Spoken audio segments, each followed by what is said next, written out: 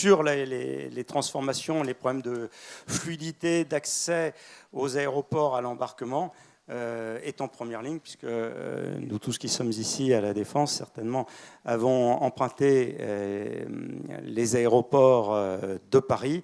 Et donc, avec les problèmes de sûreté qu'on a connus récemment, régulièrement, on a le sentiment de perdre du temps. Donc, ça va être un peu un des points de départ de cet échange.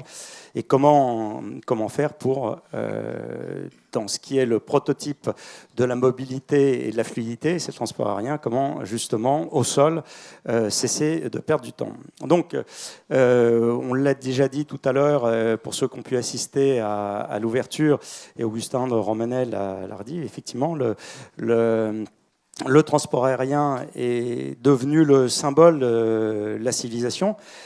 C'est pour ça que c'est une cible symbolique. C'est pour ça que les problèmes de sûreté sont à prendre en considération de manière extrêmement sérieuse et peut-être plus sérieuse que pour tout autre sujet. Parce que quand un drame a lieu, que ce soit à bord d'un avion ou dans un territoire qui permet l'accès à cet avion, tout de suite, ça va avoir un retentissement international. Donc on l'a vu que ces problèmes de sûreté qui sont un impératif absolu handicapent la fluidité. Et donc je vais me tourner, je vais commencer par Édouard. Comment faire pour que cette fluidité redevienne finalement celle qu'on avait connue, celle qu'on imaginait à un moment où on allait prendre son avion, finalement qu'on prenait un autobus. Édouard. Bien, bonjour à tous. Alors, on a tellement de spécialistes du transport aérien dans cette salle que je vais quand même me permettre juste une petite précision par rapport à ce que tu as dit, Max. Les problèmes que nous avons eus n'étaient pas sur la sûreté, c'est-à-dire le passage de l'inspection-filtrage, mais sur les passages de frontières. Et cette petite remarque, je ne la fais pas juste pour préciser les mots, elle est juste pour montrer que tantôt on va porter l'attention sur un point, et puis la difficulté va se déplacer sur un autre point. Et l'intérêt, ce qui fait la saveur, le sel du métier de gestionnaire d'infrastructure aéroportuaire, c'est qu'à un moment ou à un autre, il faut bien avoir une vision globale de l'ensemble. Et de l'ensemble des problèmes de fluidité qui peuvent se poser. Et cet ensemble, nous le faisons même remonter, on aura peut-être l'occasion d'en parler à la fin de cette table ronde, jusqu'à la question de l'accès physique à l'aéroport. Donc de l'accès, dès lors que nous avons des passagers qui considèrent, et des clients qui considèrent que leur voyage commence chez eux et se termine à leur point d'arrivée, c'est bien cette approche globale du trajet qu'il faut avoir en tête. Qu'il faut avoir en tête pas seulement en allant aborder chaque point de contention, accès physique, comment je vais de chez moi à l'aéroport, accès à la taille et dimensionnement des infrastructures dans un contexte de croissance du trafic, process géré par la compagnie aérienne, et je salue notre premier client qui est dans cette salle, inspection filtrage, passage de la frontière, formalité d'embarquement, et puis, pardon d'aller jusque-là, mais je sais que c'est au-delà de la table ronde, mais un point très important pour nous, qui est la fluidité des avions dans l'aéroport, puisque à la fin, on peut avoir les plus beaux terminaux du monde, avec les plus belles technologies pour faire passer les passagers. Si on n'a pas un système d'opération au sol, de navigation aérienne, qui continue à travailler cette performance et améliorer cette fluidité, on ne va pas s'en sortir. Donc, nos attentions et nos priorités portent de l'un à l'autre. Notre métier est un métier en croissance extraordinaire. Le trafic aura doublé dans 15 ans.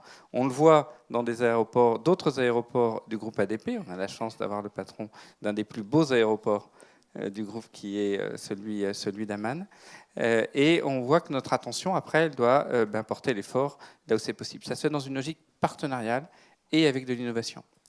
Partenariale avec nos collègues compagnies, avec nos collègues de la police, et de l'innovation, tout simplement pour se dire qu'est-ce qu'on peut faire pour que, si je reviens juste dans l'aéroport, le plus de choses possibles soient invisibles du passager. Le passager, il y a quelque chose qu'on ne supprimera jamais, c'est qu'il aura à se déplacer physiquement d'un point A à un point B à l'intérieur d'un terminal si on est juste dans l'aéroport. Qu'est-ce qu'on peut faire pour effacer, estomper tous ces process juxtaposés et en séquentiel que nous lui imposons. Juxtaposés parce que le process de la compagnie ne parle pas au process de l'inspection filtrage, qui ne parle pas au process de la police, et séquentiel, puisque une fois que vous avez fait l'un, vous arrivez à l'autre, puis vous repassez à l'un et vous finissez par l'autre. Donc on a vu, quand on est dans l'aéroport, donc il y a, dans la perception des gens, il y a 3 endroits où on perd du temps. Quand l'enregistrement des bagages, le contrôle sûreté et le contrôle aux frontières. Comment faire pour réduire ces temps? Et donc, il y a le maître mot qui est celui de la sûreté.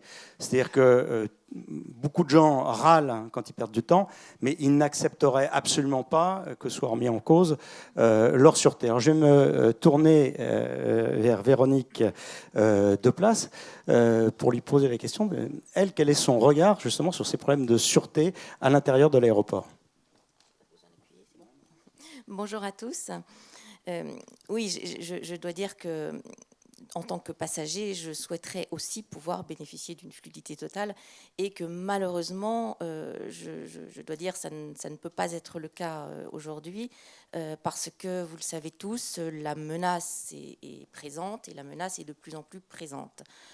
Donc notre rôle qui est d'essayer de la contrer ne peut malheureusement pas s'opérer dans une totale fluidité.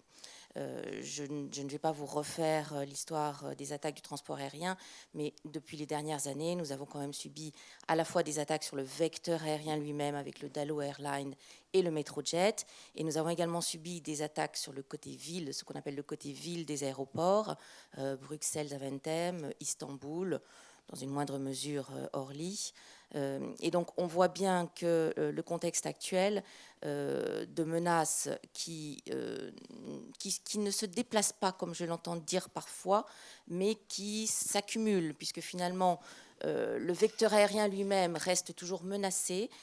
Il faut savoir que certains groupes terroristes en font quand même leur cible de prédilection malgré tout, et malgré le fait qu'il est difficile et de plus en plus difficile à atteindre, puisque nous avons effectivement un système de sûreté en France qui est quand même assez robuste. Pour autant, il reste la cible privilégiée d'un certain nombre de groupes terroristes, et notamment d'Al-Qaïda. Qui reprend un petit peu du poil de la bête d'ailleurs. Donc nous ne pouvons pas passer ce problème sous silence. Et on voit également que le vecteur aérien, enfin le transport aérien dans toute son intégralité est également menacé maintenant avec les attaques côté ville, qui sont effectivement un petit peu ce qu'on appelle le terrorisme low cost, puisque finalement c'est très facile de rentrer dans un aérogare comme il est facile de rentrer dans une gare ou dans tout lieu où du public est réuni pour procéder à des attaques qui auront peut-être des conséquences un peu moins lourdes en termes de perte de vies humaines encore que, et qui sont évidemment beaucoup plus faciles à mener. Donc, au vu de cette menace qui est persistante et qui revêt maintenant divers aspects, notre rôle est de faire en sorte que le voyageur non seulement puisse voyager dans une bonne fluidité, mais également en toute sécurité, sûreté, sécurité au sens large du terme. Je pense d'ailleurs que les différents acteurs du transport aérien, qu'il s'agisse des compagnies ou des gestionnaires d'aérodromes, ont bien compris que la sûreté était devenue également un argument commercial. Je pense que personne aujourd'hui ne souhaiterait voyager sur une compagnie ou sur un aéroport dont il saurait qu'il ne garantit pas des bonnes conditions de sûreté et sécurité. C'est la raison pour laquelle nous essayons de réconcilier ces deux paramètres, fluidité et sûreté. Nous avons bien conscience que nous travaillons dans un milieu économique contraint, bien que cette matière soit fondamentalement régalienne, et en tant que fonctionnaire qui vient du ministère de l'Intérieur, je pèse le poids des mots, mais comme je dis souvent sous forme de boutade, la sûreté à 100%, moi je sais faire, c'est pas difficile, aucun avion ne décolle. Évidemment, c'est pas comme ça qu'on peut faire. Il faut que nous fassions de la sûreté, il faut que nous garantissions la sûreté dans un milieu commercial contraint. Conscients de ces paramètres, nous essayons de tout faire pour les réconcilier. Et comment les réconcilier? Il me semble que la technologie, puisque c'est un peu le thème de notre table ronde, est incontestablement un des facteurs qui permet de réconcilier ces différents aspects. C'est la raison pour laquelle, d'ailleurs, nous avons lancé il y a quelques années un programme d'innovation qui s'appelle Vision Sûreté, dont vous avez peut-être entendu parler, qui est une démarche bottom-up, comme on dit, qui consiste à demander aux acteurs du transport aérien quelles sont les technologies, les procédures, les méthodes qu'il souhaiterait tester pour en dégager les bénéfices que nous pouvons ensuite traduire dans la réglementation ou traduire dans les procédures. Et ce programme a fait preuve de beaucoup de succès dans sa première phase. Et nous lançons aujourd'hui une deuxième phase de ce programme que notre ministre a lancé lors du colloque sûreté qui s'est tenu dans le cadre des assises du transport aérien. Deuxième phase qui va être étendue à davantage de partenaires, puisque l'industrie va être concernée, davantage de domaines, c'est-à-dire qu'il n'y aura plus que le passager, mais il y aura également le bagage de soute, le fret, qui sont des vecteurs importants d'introduction de risques. Donc pour vous montrer que la DGAC souhaite vraiment rester à la pointe de l'innovation en matière de sûreté. Pour autant, une fois que j'ai dit ça, je dois dire également que la technologie ne peut pas être en matière de sûreté le seul moyen de procéder. On voit bien qu'à la différence de ce qui se passe par exemple pour les contrôles aux frontières ou même pour l'enregistrement, il y a bien un moment où il va falloir que le passager passe physiquement un contrôle. La seule biométrie ne lui permettra pas de passer le contrôle physique de sûreté de façon qu'on vérifie qu'il n'a rien de dangereux sur lui ou dans ses bagages. Il y a bien un moment où le passager va devoir voir un humain. Et c'est un aspect qui est quand même fondamental aussi en matière de sûreté, l'humain. La technologie, bien évidemment, mais l'humain restera quand même dans le dispositif. La meilleure preuve en est qu'on développe aujourd'hui, et pas que nous, la plupart des pays occidentaux et les États-Unis en première ligne d'ailleurs, on développe un certain nombre de méthodes qui sont fondées sur l'humain. Je citerai par exemple l'analyse comportementale. L'analyse comportementale, par définition, ne peut pas être le fait de la technologie. Elle est forcément le fait d'un humain qui est sensibilisé à des paramètres tout à fait intuitifs. Nous développons, alors c'est de l'humain d'une certaine façon, nous développons beaucoup le contrôle par les équipes cynophiles, par les chiens, dont nous avons été les précurseurs en France, et les États-Unis qui étaient tout à fait réticents sont devenus tout à fait convaincus. Le chien reste un excellent moyen de détection d'explosifs et d'autres substances illégales, mais qui ne nous concernent pas aujourd'hui. Nous développons également beaucoup la culture de sûreté. La culture de sûreté, c'est aussi remettre l'humain et ses réactions au cœur du système. Donc tout ça pour vous dire que la technologie est incontestablement un vecteur sur lequel nous travaillons, mais en matière de sûreté, je suis tentée de dire, sauf un horizon lointain que je ne connaîtrai peut-être jamais, mais je pense que pour longtemps encore, nous aurons besoin de garder l'humain dans le dispositif de sûreté. Merci Véronique. Je vais me tourner vers Gjeld. Donc Amman, c'est un aéroport donc, du groupe où effectivement les bons résultats dans ces matières-là, c'est une conjugaison de l'humain et de la technologie. Alors comment on fait marcher les deux? Quel exemple?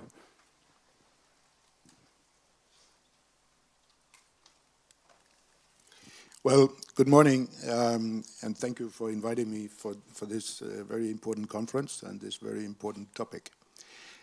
Let me start out with, before I will talk about Amman, let me just go a little bit back and look at what are the processes a passenger goes through traditionally. Traditionally, a passenger will arrive to the parking lot, park his or her car, and receive a piece of paper, the ticket. Then the passenger will proceed, maybe in some jurisdictions, through a building security control, just to get into the terminal. This is, of course, to prevent what we have seen some places in the world. And again, the passenger will present a piece of paper, namely a passport. Then the passenger will go to the check-in counter, present his or her passport, and receive two pieces of paper, one boarding pass and a tag for the package. Then the passenger will proceed and go through border control, show a piece of paper again, a passport, then to security, where he or she will show the boarding pass, another piece, or the same piece of paper, of course, and then into the terminal, where hopefully the passenger will spend some money. And to spend money, he or she needs to present again the boarding pass. Then on to the boarding process, where again the boarding pass and the passport will have to be shown. There's a lot of paper involved here, and the fact of life is that technology has been developed, so all of these processes actually could be stored on one chip, so that when the passenger arrives to the parking, you let the parking lot machine read your chip. You go in and you run your chip through a reader, and so on and so forth, through the entire process. And when you board, or when you check in, the flight details and everything will be stored on this chip. Same with the baggage information and so on. And an electronically chip could be even attached to your bag, so that the electronic chip would be the identification of the baggage. All of this actually exists. And what could be done more?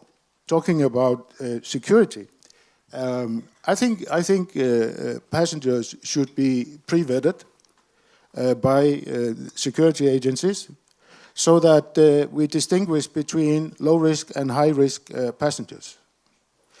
In other words, we have very frequent travelers who could be vetted as low-risk passengers, and we have others who could not be vetted and given special priority.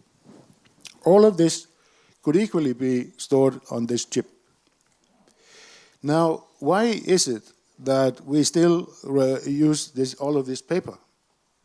Well, this is because air travel and passengers are very, very diverse in cultural background, in geographical background, and so on and so forth. So inventing this kind of technology all across the board is not an easy one. However, I do believe that starting thinking in these terms all across the board and taking into consideration all the security and safety aspects is where we need to innovate.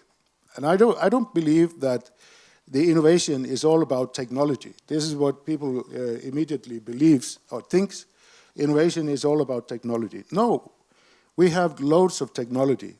It's just a matter of how can we implement this technology. And this is where we meet your human barriers, the human factors, the political factors, and so on. Data sharing is absolutely necessary for all involved parties to make this happen. The fact of the matter is data sharing is a very difficult issue. Each and every key stakeholder will try to maintain his data for himself. This is reality. So, and that again goes no matter whether we are in developing territory or we are in developed territory. I think it's the same. Data sharing across borders is another issue. Again, coming back to pre-vetting, the data sharing across borders will have to be enabled.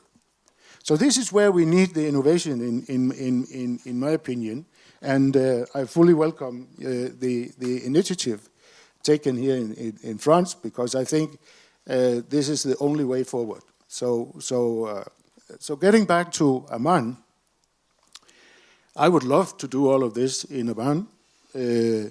But again, we are in a jurisdiction where people, people will not. We have a very small percentage of our passengers who, for instance, do their check-in at home and come with their boarding pass on their mobiles. The tech illicity is very high. So implementing this kind of technology maybe have a longer horizon. However, we are doing the necessary long-term planning, and we are every time we invest in equipment, we try to look ahead and make sure that our investments are fit for developing and being part of a future high-tech development. But we are not there yet. I don't think anybody is there yet. Everybody is trying to patch a little bit here, a little bit there. The example with the mobile phones and the mobile apps and so on, but it's still only taking part of or taking care of part of the process. It's not dealing with the whole process, which is absolutely possible. And this is, I think, what we need to look at. How can we pair this possible technology with the human factor, with the policies in agencies and for states? Merci, Kjell. Barbara Dalibard, l'innovation, c'est votre sujet, puisque vous travaillez justement à l'amélioration de tous ces process. Ce qui est intéressant, ce qu'a souligné Kjell, c'est le facteur humain. Et effectivement, à un moment, c'est peut-être important de considérer que ce n'est pas seulement des usagers, des problèmes techniques, et que l'innovation, c'est quelque chose qui doit impliquer tout le monde. Vous-même, comment vous procédez ? Alors d'abord peut-être 2 mots sur CITA, parce qu'à la différence peut-être des précédents intervenants, on est peu connu, et en général en France d'ailleurs on nous prend pour la société de poubelle, la filiale du groupe Suez. Donc en fait CITA c'est un animal intéressant, si je puis dire, parce qu'il a été créé il y a 70 ans par les compagnies aériennes pour échanger des données. En fait, à l'époque, l'idée, c'était de se dire, finalement, quand on a besoin d'aller dans un aéroport en Afrique, quelque part, partageons finalement le réseau pour être capable d'être plus efficaces tous ensemble et de réduire nos coûts. Donc, en fait, ça, c'est notre cœur de métier. Et donc, aujourd'hui, en fait, on est très présent dans l'échange de données entre acteurs différents du secteur aérien, pour les aider justement à rendre le passage du voyageur plus efficace. Voilà, donc juste pour prendre un exemple, quand vous voyagez, vous faites juste un vol, j'allais dire Paris-Londres ou Paris-Amman, tiens. Voilà, Paris-Amman, vous avez plus de 20 intervenants qui vont effectivement contribuer à faire votre voyage. Entre les 2 aéroports, la compagnie aérienne, et là je parle d'un vol très simple, les gouvernements de part et d'autre, les ground handlers qui vont prendre en charge vos bagages, les différentes polices, etc., le contrôle aérien, voilà. Et donc, en fait, tous ces gens-là ont besoin d'échanger les données de façon efficace. Alors, pour revenir à la technologie, parce que CITA, c'est une boîte de technologie, et donc on est présent absolument partout sur la planète, dans pratiquement tous les aéroports. On est à Amman, on est à Charles de Gaulle. Donc, en fait, comme ça a été dit, la technologie n'est pas tout, mais ça aide. Voilà. Alors, je vais essayer de prendre quelques exemples, effectivement, de en quoi ça aide. D'abord, il y a un point qui est important. Je viens du passager et on parlait du passager fluide. Hein, vous avez évoqué tout cela. Quand on regarde précisément les comportements des passagers, que nous sommes tous dans cette salle, plus le processus est automatisé, plus vous êtes heureux, en moyenne. Donc, en fait, le fait de pouvoir effectivement mettre en place des systèmes que vous maîtrisez en tant qu'individu, que ça soit au niveau du booking, l'achat de votre billet, du check-in, du passage, je dirais, du dépôt de votre valise là, sur le belt, etc., et des passages de sécurité, plus vous vous sentez autonome, plus vous êtes heureux.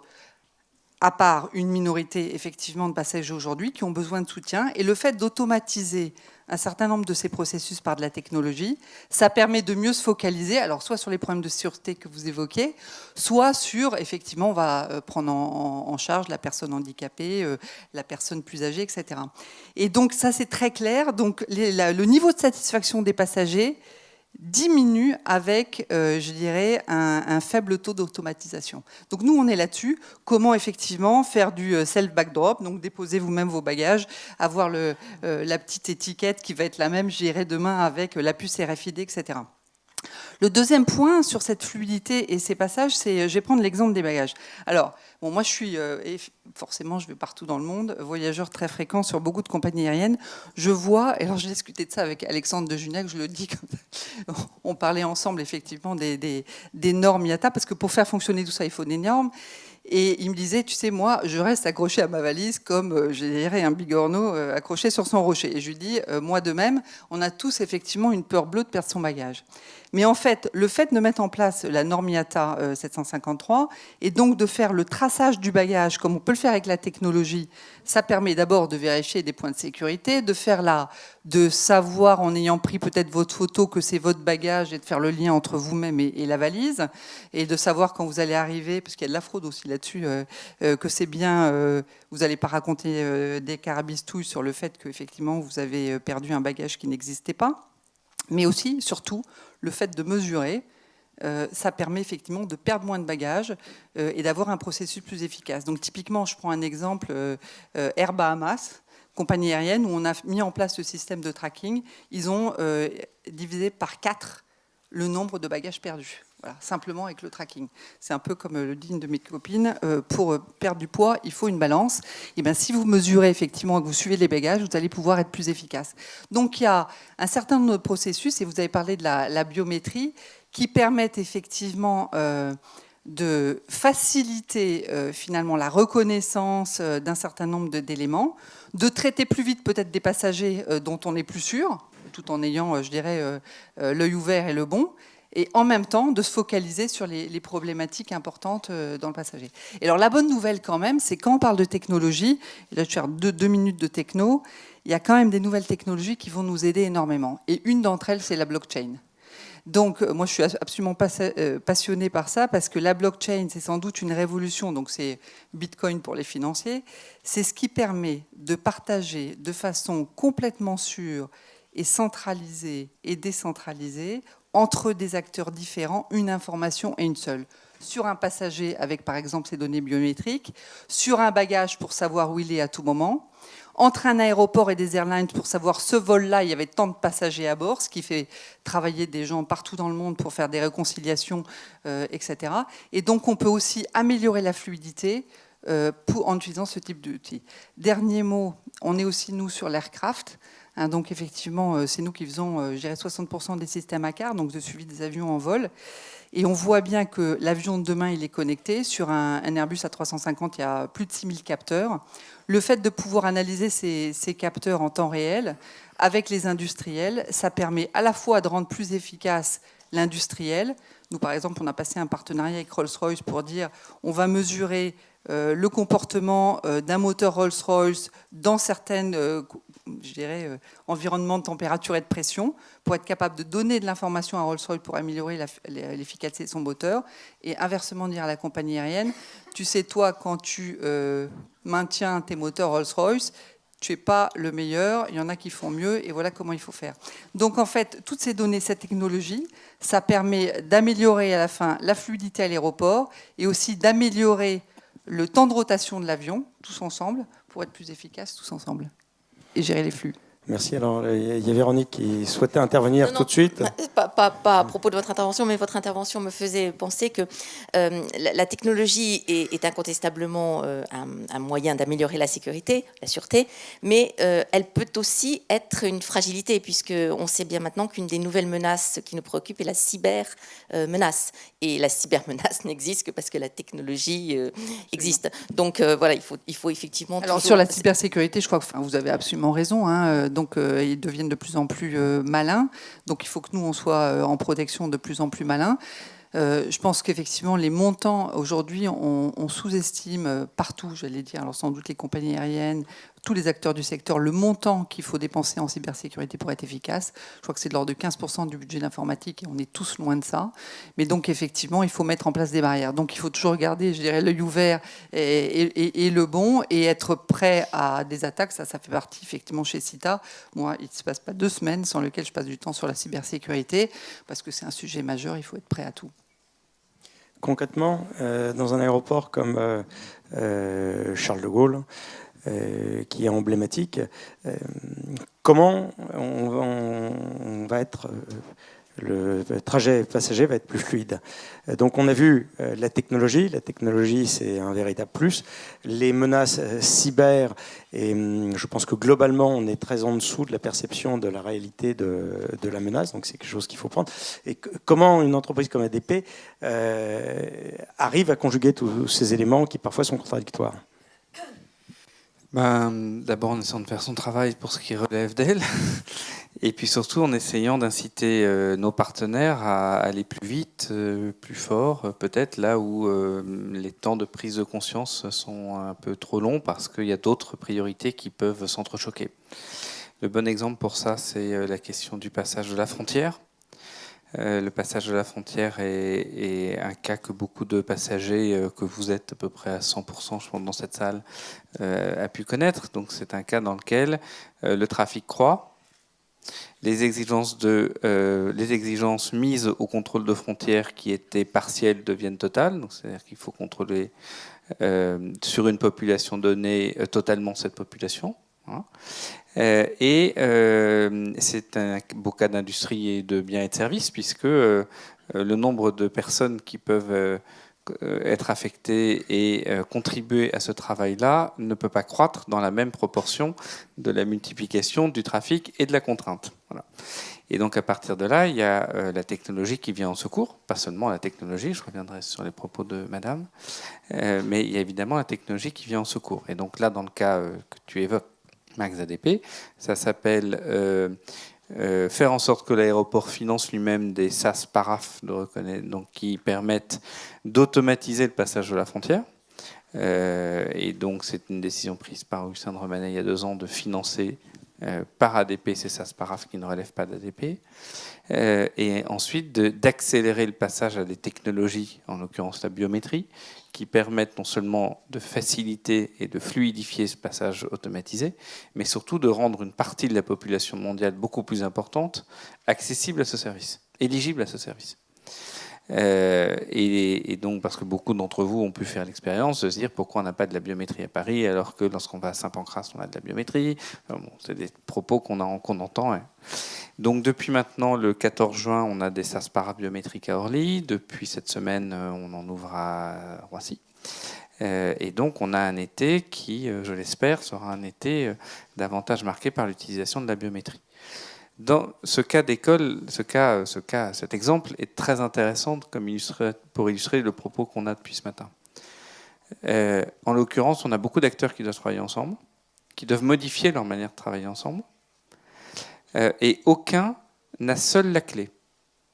Nous, on peut financer des SAS, on peut ouvrir plus de bêtes, on peut construire, on peut pousser les murs, etc. Si jamais ces SAS ne sont pas reliés à des bases de données du ministère de l'Intérieur, ils seront beaux, mais ils ne serviront à rien. Et si ces bases de données n'ont pas été créées et vu leur puissance augmenter pour faire face à la combinaison croissance du trafic et croissance des contraintes que j'évoquais tout à l'heure, ça ne servira à rien. Et si en même temps on ne revoit pas le management nous avons une experte en la matière, le management du gréement des aubettes, c'est-à-dire de combien de policiers sont physiquement dans les aubettes pour superviser, parce que le SAS, il est bien automatique, il est bien, mais il faut bien le superviser, il faut bien traiter l'incident, il faut bien traiter... Et donc c'est bien la totalité de cette chaîne qui permet à la fin de faire en sorte qu'on passe la frontière dans des conditions normales. Alors chacun d'entre nous met une durée sur la condition normale. Le gouvernement a pris un engagement qui est de ne pas dépasser un certain nombre de seuils, 45 minutes, 30 minutes, 20 minutes, ça dépend des cas. Et donc ces seuils sont en train d'être abaissés. On n'améliorera que ce qu'on mesure. Voilà, c'est comme ça qu'on aborde cet été avec un peu plus de confiance qu'on abordait l'été dernier. Mais c'est vraiment une logique partenariale. La technologie est fondamentale pour y arriver. Mais je me reconnais dans ce qui a été dit, l'humain est tout aussi important, et surtout c'est le fait de le faire ensemble. Et le facteur commun de ce qu'on a dit depuis le début, c'est arrêtons de laisser chaque acteur isolé, juxtaposé. Le passager, lui, il a une chaîne unique. Donc on voit bien l'importance de la technologie dans la reconstruction d'une fluidité dans les aéroports, donc dans l'aéromobilité, c'est important. Il y a des points qui émergent et qui sont importants.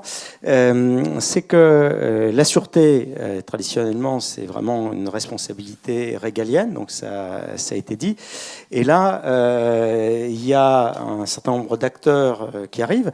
Il a été dit également que c'est une entreprise qui décide de mettre les moyens qui suppléent à ce qu'on était en droit jusqu'à présent d'attendre de l'État, le contrôle aux frontières. Donc ça veut dire un nouvel équilibre entre les acteurs. Est-ce que c'est simple? Est-ce que c'est souhaitable? Et comment faire pour que ce soit équilibré? Parce que derrière, il y a les données des passagers. Donc on va confier nos données, une partie de notre vie à des acteurs. Est-ce qu'on peut leur faire confiance? Est-ce que ça va être stocké?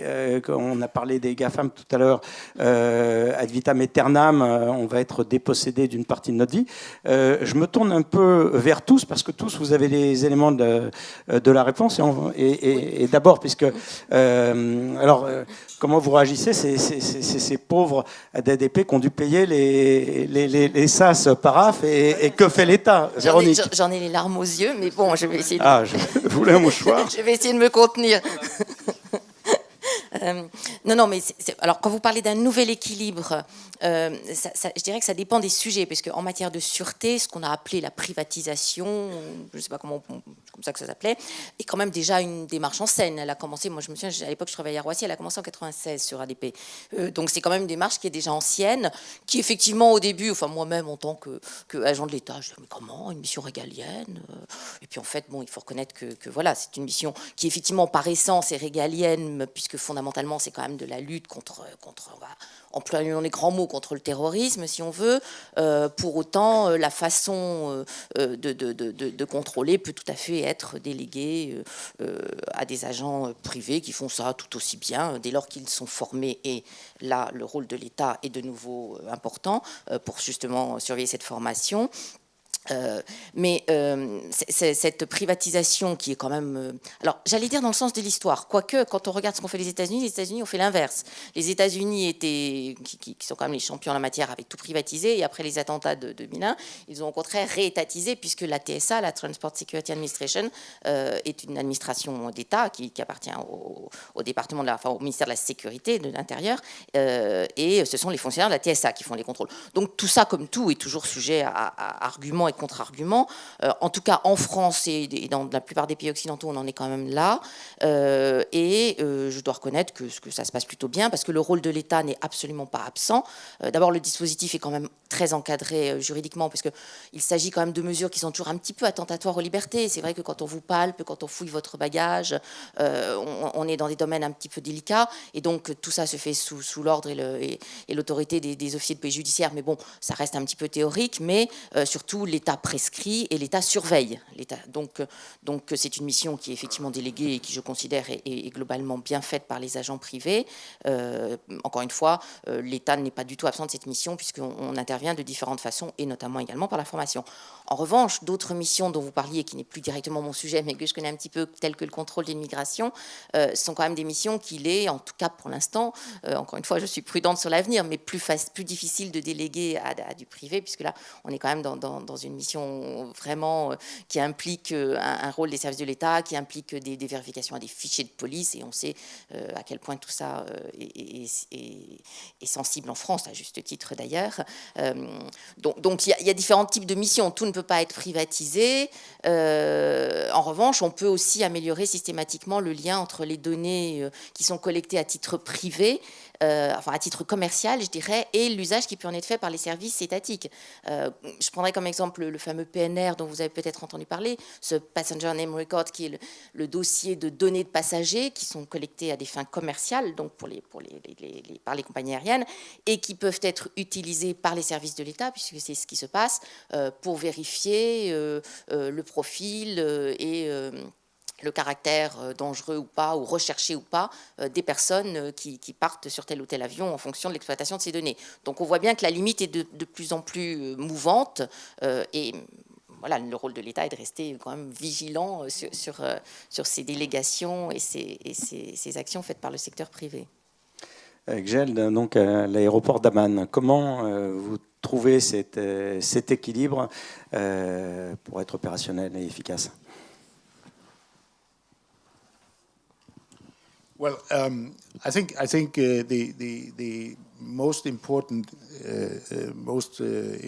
word here is collaboration. It is and it's really hard work for all parties, but we need to strive and push very hard for all parties to sit down in the same room and agree on how to proceed, and that's what we're doing. We actually also deeply involved in education of state agencies such as border control, customs, etc., because it is paramount that we have to do our job, but why can't we do it with a smile? And does that gun really need to be on the desk? Couldn't it be right below, ready to use, and so on and so forth? I think this is very, very important. We cannot avoid queues through security. We cannot avoid queues through immigration during peak hours because people are getting vetted very, very seriously, and rightly so. But we can try to work together to make it a less unpleasant experience. And that's really what we are trying to focus on. And I think we are being awarded for this. Our passengers are quite happy with the way it works in Amman. We are getting continuously better ratings in the surveys made among passengers. And this is definitely due to all my colleagues' hard work on a daily basis to work together with the agencies and try to improve service and make it less of a hazard. Because we all know when it comes to passenger satisfaction, there are three main issues. The one is border control, the second is security, and the third is baggage delays.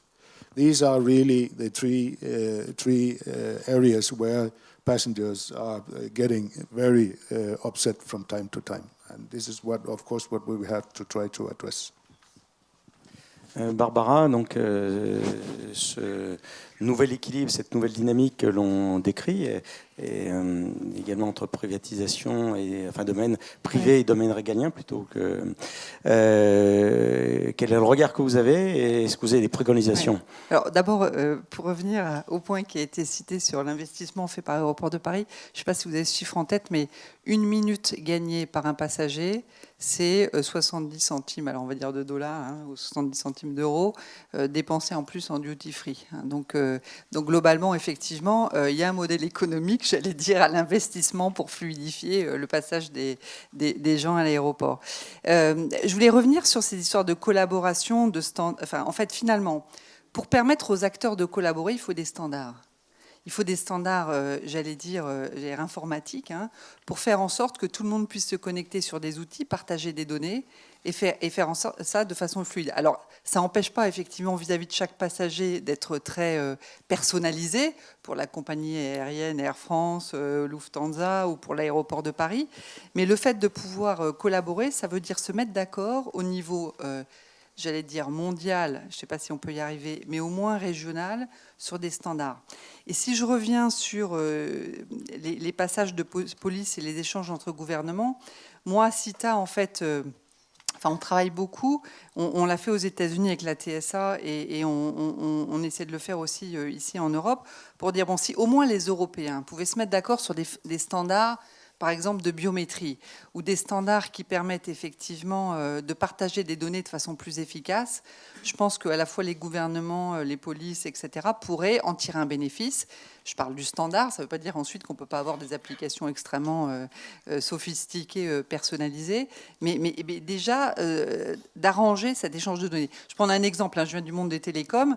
Les SMS ont démarré le jour où les opérateurs de télécoms ont décidé qu'il y avait un standard de SMS. Avant, quand c'était au sein de ex-France Télécom Mobile, Orange ou SFR, que vous dépensiez vos SMS, vous ne partiez pas avec tout le monde. Le jour où il y a eu un standard, tout le monde s'est mis à communiquer. Donc je pense que la mise en place au niveau gouvernemental par les autorités compétentes de standards est fondamentale. Après, il y a un deuxième point, on vient aussi au sujet d'éthique. Et je me suis posé la question, je partageais ça ce matin avec quelqu'un, j'étais récemment dans un aéroport en Asie. Donc je suis contente de passer au travers de gates biométriques. Et puis là, je suis entre les deux gates, donc j'ai passé mon passeport, on prend la biométrie, et là, le gouvernement en question me dit, en passant là, vous acceptez que vos données biométriques soient gardées, sous-entendu, jusqu'à la fin des temps. Et là, je suis coincée entre mes deux portes, là, et je me dis, bon, bah, ok, je dis oui. Bon, alors le gouvernement en question, je dirais, j'ai assez confiance, me dit qu'ils ne vont pas utiliser mes données, etc. Mais il y a quand même un sujet. Et donc se mettre d'accord aussi sur l'usage des données, c'est-à-dire, alors je me rappelle avoir discuté, je ne sais pas si c'est ça à Aéroport de Paris, mais de dire, je garde la donnée biométrique jusqu'à l'arrivée de l'avion au point de destination. Et après, au niveau du secteur privé, j'allais dire, je la détruis, je ne parle pas des gouvernements.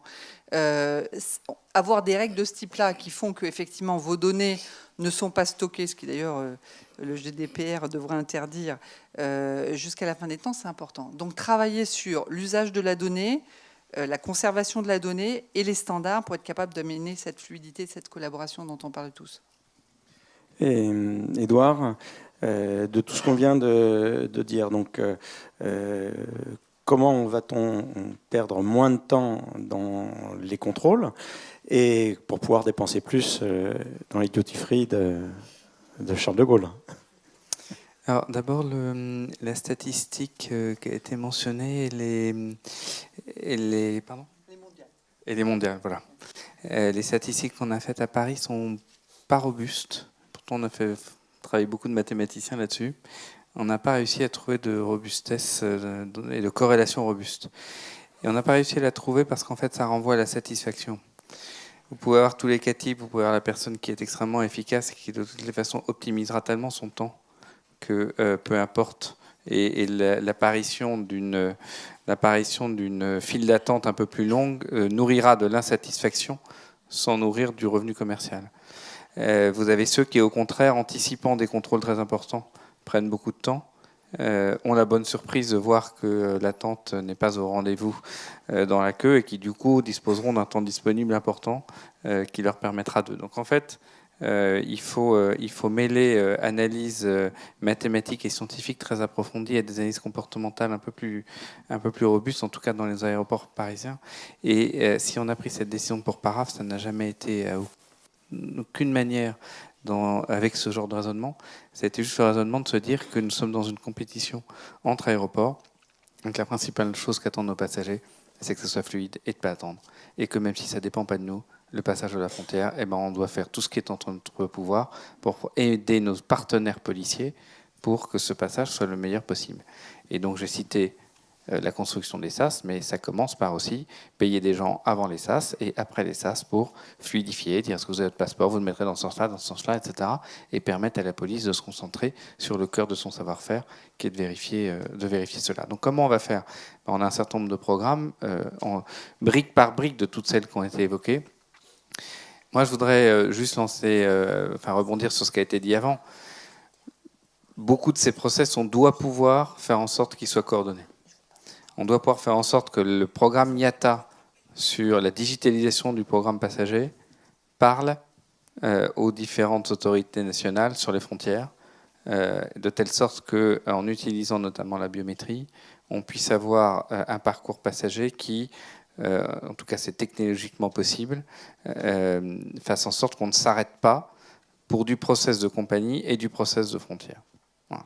Ou qu'on le fasse juste avec de l'automatisation.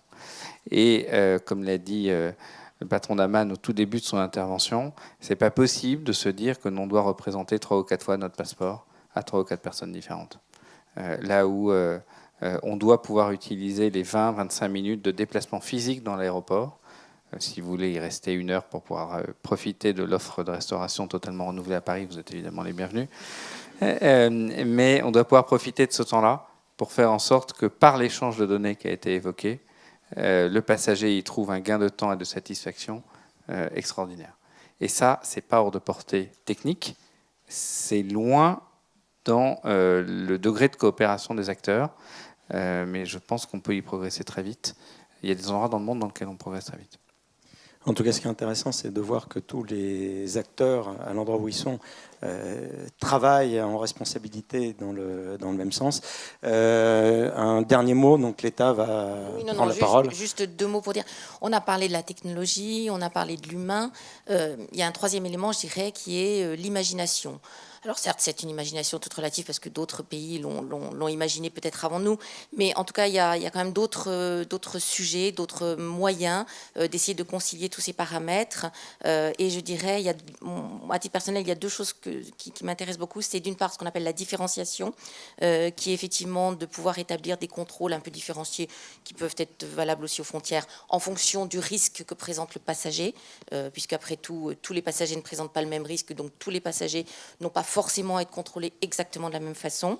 Et la 2e chose, qui est aussi une méthode qui a cours dans certains pays, qui est l'imprévisibilité, qui est le fait de faire des mesures de sûreté de façon imprévisible, qui ne soient pas toujours les mêmes, pas toujours au même endroit, et qui renforce ce sentiment d'inconfort pour les éventuels auteurs d'actes malveillants. Donc voilà, il y a beaucoup de choses sur lesquelles nous pouvons jouer. Le tout est de savoir à quel moment utiliser lesquelles et comment.